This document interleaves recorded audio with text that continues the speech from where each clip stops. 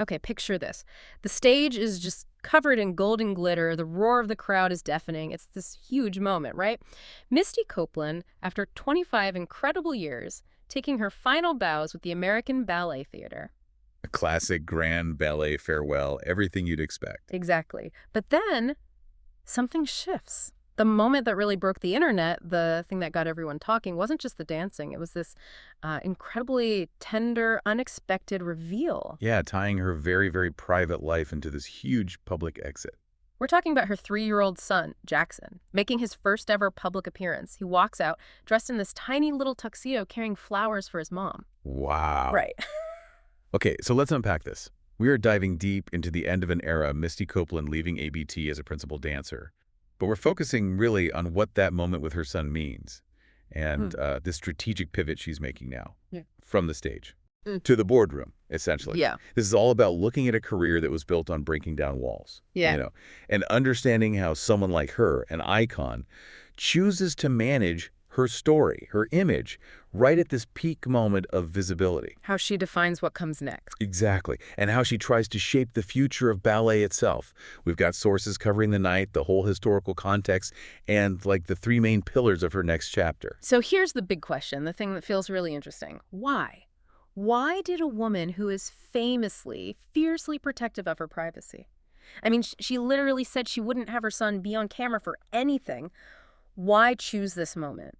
This incredibly public, high-stakes farewell gala. That timing is everything. Yeah. It signals the transition loud and clear. You got to picture the scene. Wednesday, October 22nd, 2025, David H. Koch Theater. The event's called A Celebration Honoring Misty Copeland. And the audience. Oh, stacked. Cultural heavyweights, Oprah Winfrey, Debbie Allen, Felicia Rashad. It felt less like just a retirement party and more like a coronation almost, a formal recognition of her impact. Okay, so the first part goes as planned. The bows, the dancers flooding the stage, that quintessential ballet farewell we talked about. You have the traditional part. But then the real emotional peak hits. Her husband, Olu Evans, comes out. He's an attorney. They met way back in 2004, married in 2016. And they're not a spotlight couple. He keeps an incredibly low profile. Our sources confirm, like, 0 public social media for him. Yeah, very deliberate. Totally. And they welcomed Jackson back in 2022, basically in secret. No announcements, no photos.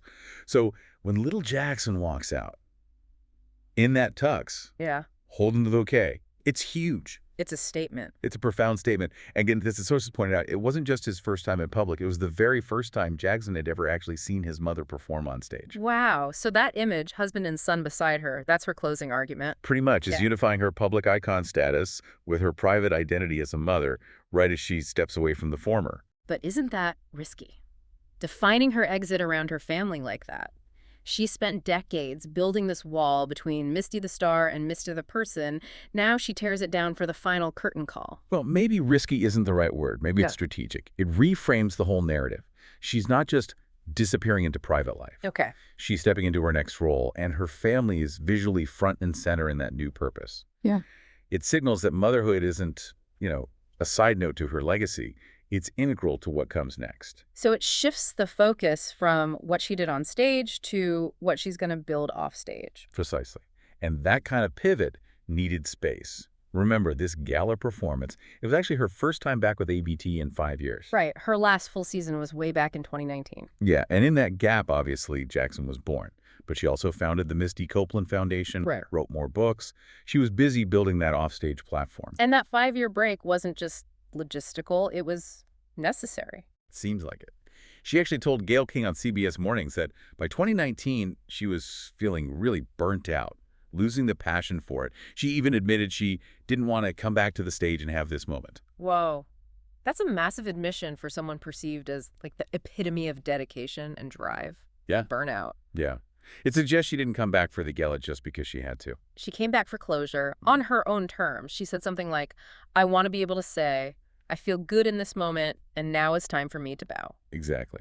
The break let her reclaim her relationship with ballet, allowed her to choose the ending. Agency. And the performance itself, the pieces she chose, that was part of writing that ending, too. Absolutely. It was a curated program, like a 3-act play telling the story of her career. A triptych. Okay, let's break down those 3 pieces. What were they saying? First up was Romeo and Juliet. The balcony, the absolute pinnacle of classical ballet. And significantly, she danced it with Calvin Royal III. ABT's first black male principal in, what, 2 decades? Yep. And there's a story there, too. They were actually scheduled to dance the full Romeo and Juliet together right before the pandemic hit, but it got canceled. Ah, okay, so this was unfinished business. Kind of. It was fulfilling that dream, getting that partnership closure she missed out on. And it was a powerful image, right? Two history-making black principal dancers sharing that iconic classical moment for her farewell, cementing that legacy. Makes sense. Okay, piece number 2. That was Wrecka Stow, a world premiere, brand new piece by choreographer Kyle Abraham. So moving from classical peak to contemporary future. Exactly. It showed her commitment wasn't just to the classics. It was about pushing the art form forward, championing new, diverse voices, especially black voices, in choreography, showing her influence beyond the traditional stuff. Got it. And the finale. The Sinatra Suite, an excerpt set to classics like That's Life and, maybe most pointedly, My Way. Huh. Okay, yeah. That feels symbolic. Totally. This is the crossover icon piece. It represented the sheer star power that made Misty Copeland a household name, way beyond the usual ballet circles. It summed up how she managed to bridge that gap between high art and popular culture. All on her own terms. My Way. It was a perfect encapsulation. And seeing her perform that Sinatra suite, it probably reminded everyone just how unlikely her whole journey was. It wasn't just about the celebrity now, but how she even got there. Oh, completely. I mean, think about it. Started dancing ballet at 13? Mm. That's incredibly late in that world. At a boys and girls club, right. Not some fancy academy from age 3. Exactly. In San Pedro, California. Joined ABT's Corps de Ballet in 2001. And then, the big one. June 30, 2015. She becomes the first black woman principal dancer in ABT's entire 75-year history. Shattering one of the biggest glass ceilings in the arts. But before that promotion, she was pretty isolated, wasn't she? Massively. For about a decade, she was literally the only black woman in a company of around 100 dancers. Imagine carrying that pressure, being the only one for 10 years. It's immense. And knowing that context, that isolation, makes the tributes at the gala hit even harder. You had Oprah, an honorary chair for the event, saying things like, Misty didn't just perform ballet, she changed it. She redefined who belongs, who gets to be seen, and who gets to lead. Powerful stuff. And Debbie Allen called her a prophecy come true, a prophecy of goodness and genius and grace and power. Wow, prophecy. That's not just praise, that's almost spiritual. It really is. And if you connect the dots here, this language is doing something specific. It's framing her career not just as a personal triumph, but as fulfilling a historical destiny for black artists. Like she was answering the call of those who came before her, like Raven Wilkinson, her mentor, who faced so much racism. Exactly. It's saying she forced this historically white, exclusive institution ballet to fundamentally broaden its definition of what a prima ballerina can be, who gets to occupy that space. So her performance, her very presence, forced that change. But now she's saying her impact off stage is going to be greater. That's the pivot.